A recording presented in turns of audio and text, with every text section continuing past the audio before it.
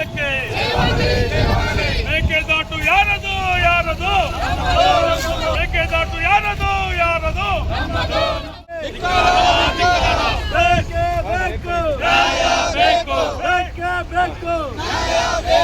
ಎಲ್ಲಿವರೆಗೂ ಹೋರಾಟ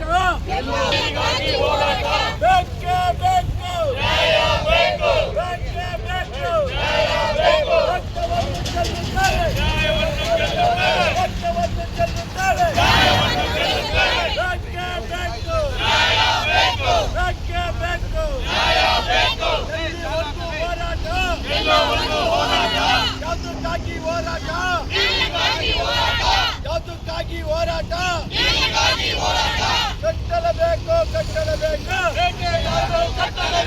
ಕಟ್ಟಲೇಬೇಕು ಕಟ್ಟಲೇಬೇಕು ಮೇಕೆದಾಟು ಯಾರದು ಯಾರದು ಮೇಕೆದಾಟು ಯಾರದು ಯಾರದು ಬೇಕೇ ಬೇಕು ಬೇಕೇ ಬೇಕು ಕಾನೂನಂತೆ ಕಾನೂನು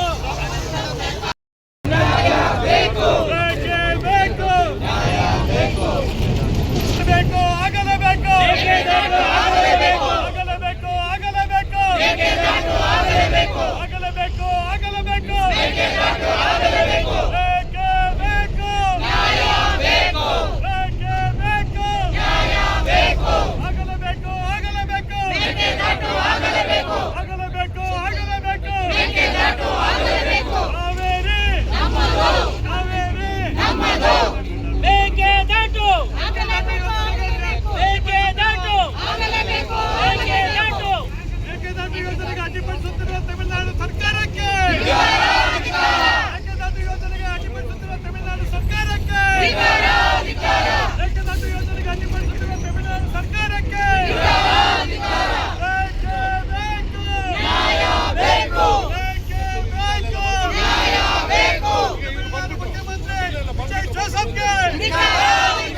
ತಮಿಳುನಾಡಿನ ಮುಖ್ಯಮಂತ್ರಿ ವಿಜಯ್ ಜೋಸಫ್ಗೆ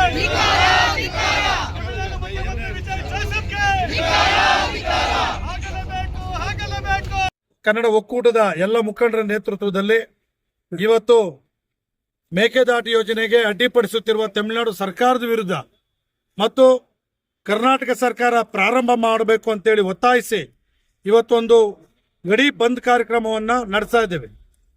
ಇವತ್ತು ಕಳೆದ ವಾರದ ಹಿಂದೆ ವಾಟಾಳ್ ನಾಗರಾಜ್ ಸಾಹೇಬರೊಂದು ಪ್ರೆಸ್ ಮೀಟ್ ಮಾಡಿ ಒಂದು ಹೇಳಿಕೆಯನ್ನು ಕೊಟ್ಟಿದ್ರು. ಇವತ್ತು ನಮಗೆ ಭಾರಿ ಅನ್ಯಾಯ ಆಗ್ತಾ ಇದೆ. ಇದು ದಶಕಗಳಿಂದ ಅನ್ಯಾಯ ಆಗ್ತಾ ಇರೋದು ಕರ್ನಾಟಕದ ಕನ್ನಡಿಗರಿಗೆ. ನಾವು ಕೇಳ್ತಾ ಇರ್ತಕ್ಕಂಥದ್ದು ಕುಡಿಯೋ ನೀರಿಗೋಸ್ಕರ ನೀರನ್ನು ಕೇಳ್ತಾ ಇದ್ದೀವಿ. ಈಗಾಗಲೇ ನಮಗೆ ಮುಂಗಾರು ಮಳೆ ಕೈ ಕೊಟ್ಟಿದೆ. ಯಾವುದೇ ಡ್ಯಾಮ್ಗಳಲ್ಲಿ ಇವತ್ತು KRS ಇರ್ಬೋದು, ಕಬಿನಿ ಇರ್ಬೋದು, ಆರಂಗಿ ಇರ್ಬೋದು, ಇಲ್ಲೆಲ್ಲೂ ಕೂಡ ನೀರಿಲ್ಲ. ಅಂಥದ್ರಲ್ಲಿ ನೀರು ಬಿಡಿ ಅಂತ ಹೇಳ್ಬಿಟ್ಟು ಇವತ್ತು ಹೋರಾಟ ಮಾಡ್ತಿದ್ದಾರೆ. ಮತ್ತೆ ಮೊನ್ನೆ ಹೊಗನೇಕಲ್ ಹತ್ರ ಹೋಗಿ ಅದನ್ನು ಸ್ಥಳ ಪರಿಶೀಲನೆ ಕೂಡ ಮಾಡಿದ್ದಾರೆ.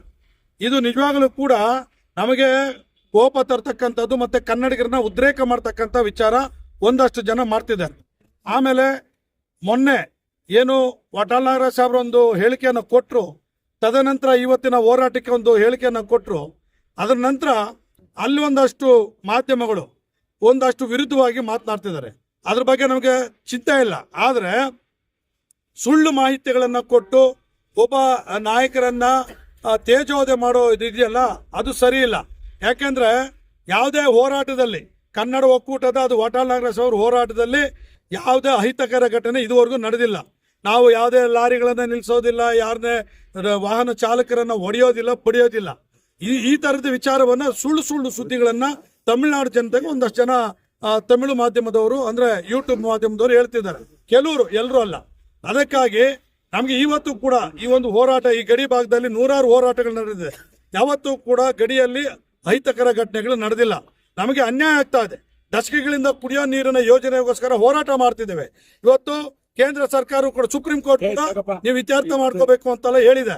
ಈ ನಿಟ್ಟಿನಲ್ಲಿ ಕರ್ನಾಟಕ ಸರ್ಕಾರ ಬೇಗ ಶೀಘ್ರವಾಗಿ ಮೇಕೆದಾಟು ಯೋಜನೆಗೆ ಜಾರಿಯಾಗುವಂತೆ ಇದು ಒಂದು ಚಾಲನೆಯನ್ನು ಕೊಡಬೇಕು ಅಂತೇಳಿ ನಾವು ಕನ್ನಡ ಜಾಗೃತಿ ವೇದಿಕೆ ಒತ್ತಾಯ ಮಾಡುತ್ತೆ.